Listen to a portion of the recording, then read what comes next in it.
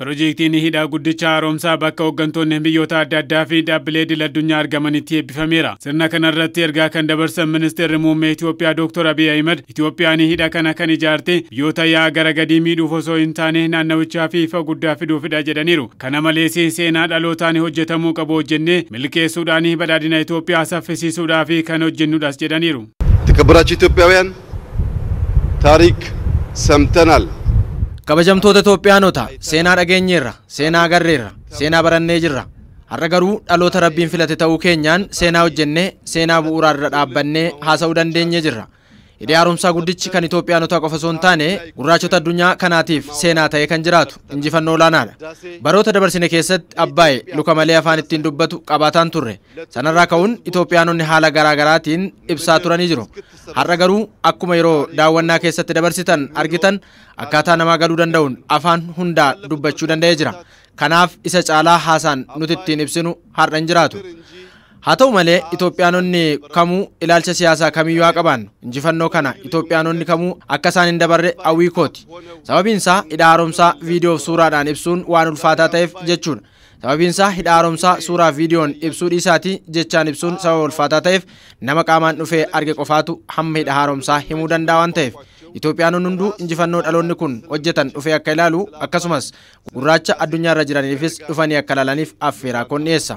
ይህ ትውልድ የሰራውን ገድል እየመጣ እንዲመለከት ምኞቴ ጸሎቴ ሲሆን ለተቆረው የጥቁር ሕዝብ በሙሉ ደግሞ ግብዣዬ ነው። Ministeerri muummee Dr. Abiy Ahmed Itoophiyaanonni eebba hidha haaromsaatti fufuun piroojeektota gurguddoo wal fakkaatoo yeroo dhiyootti eegalamanii fi akka tumsanis hubachiisaniiru. የሚሰሩ ዋና ዋና ስራዎች ከብዙዎቹ ጥቂቶቹን ለመላው ኢትዮጵያውያንና gara fuulduraatti hojii milkeessuun nurra jiraatu danuu keessa muraasa misraachoodhaan Itoophiyaa fi jaallattoota Itoophiyaanotaaf himuun barbaade.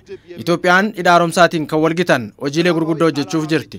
Dhimma misoomaaf nageenyaaf qofa kan oolu yeroo gabaabaatti niwukileera misoomsuu ni eegalla. Daandii qilleensa Afrikaa keessaa isa guddaa ta'es yeroo gabaabaa keessatti ijaaruu ni jalqabna. Torbanoota muraasa booda warshaan gaazii oomishus ni eebbifama. Kana malees warshaa oomishaa gaazii eebbifnu kana harka 10 kan caalu hojii kan itti eegallu ta'a. Gama biraatiinis barootaaf hawwii boba'aa baasuudhaaf waggoota dheeraa qabaachaa turre kan milkeessu hojiin kan eegalu ta'a. Tibba kana waliigaltee kan raawwanne jaarsi warshaa taa'us kan eegalu ta'a. Waggoota 5 fi 6 dhufanitti Itoophiyaanotaaf yoo xiqqaate manni miliyoona 1.5 kan ijaaramu ta'a. Piroojeektoota gurguddoo doolaara biliyoona 30 ol kan baasitti ta'an kan Afrikaanota mataa ol qabu kan badhaadhina Itoophiyaanotaa mirkaneessan waan hojjetamaniif lammiileen isa kana milkeessuuf Itoophiyaanonni kutannoodhaan kaanee badhaadhina Itoophiyaa akka galmaan geenyu imaanaa jechuun barbaada. ነቅቷል ሳይመሽ ስራችንን እንድንጨርስ በጋራ አብረን እንድንቆም በታላቅ ትህትና ልጠይቃችሁ ፈልጋለሁ። Firoonnis ta'ee diinonni fagoo fiidiyoo Itoophiyaanonni qaamaan malee maqaadhaan du'a akka hin dandeenye beekanii yaada hamaarraa fagaachuudhaan walii galuun hojjechuu qofaa fi of qopheessuu akka qaban hubachiisuun guddina Itoophiyaa fi naannawaa dhugoomsuudhaa fi waliin haa dhaabbannu jechuunis dhaamaniiru.